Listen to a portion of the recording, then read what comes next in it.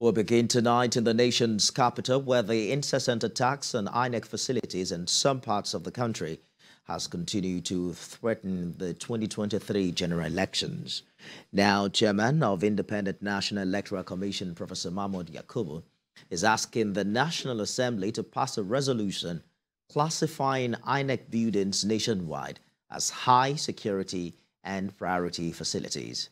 Professor Yakubu made the call at an investigative hearing on the increasing attacks on INEC facilities, where the legislators were shocked that the Office of the Attorney General of the Federation and Minister of Justice has yet to prosecute any suspect for the 50 attacks that have occurred since 2019.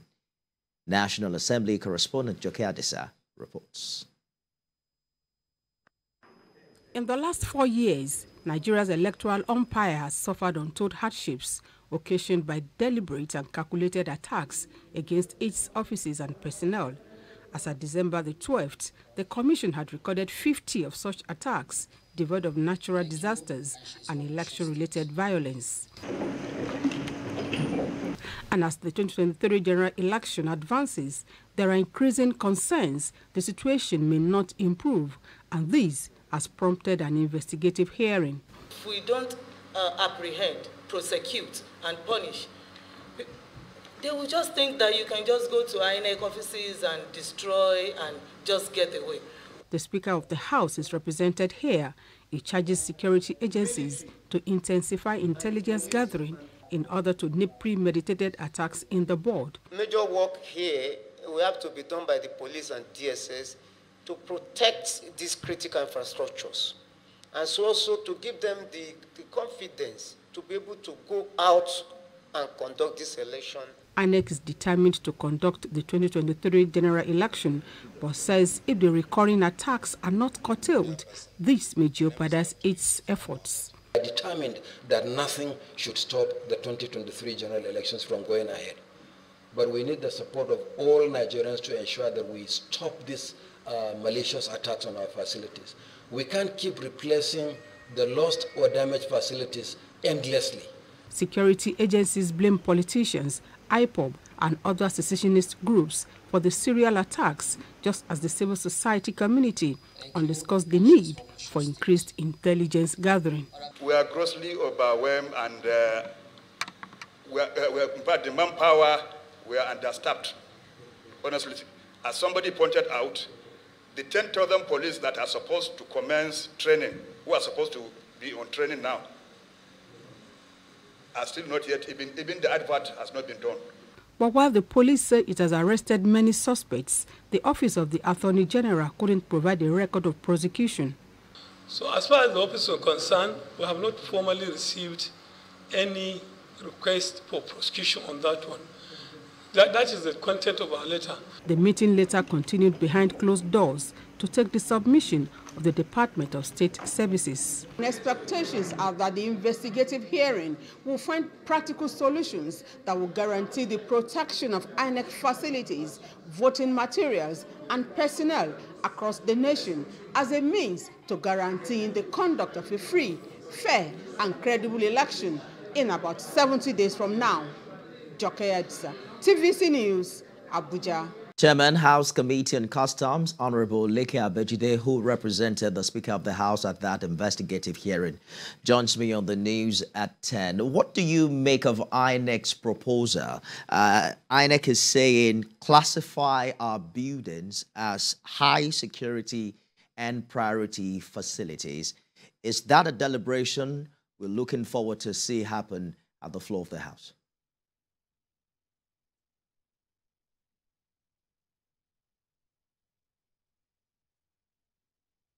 Honorable, can you hear me? Yes, I can hear you. I heard the first part of your questions, but the last part I didn't hear. I'm asking what you make of the INEC chairman's proposal. Is that something you are considering to deliberate on the floor of the House? Of course, yes. That is an important proposal to consider INEC offices, properties, about 1,000 of them, according to the INEC chairman, to be a high-risk facility in order to protect them against this attack. Because attack on these offices is an attack on the democracy. This is a democracy we have been nurturing now since 1999. It has no any break. It has been consistent. And if we leave it the way it's going, these people are out there to cause interruption. And this is not what Nigeria needs this time.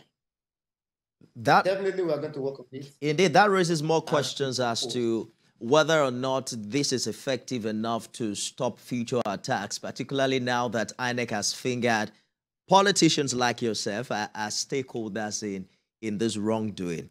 But talk to us about a very huge concern when you hear the AGF office saying no prosecution has been made since 2019, even though police, have made some arrests.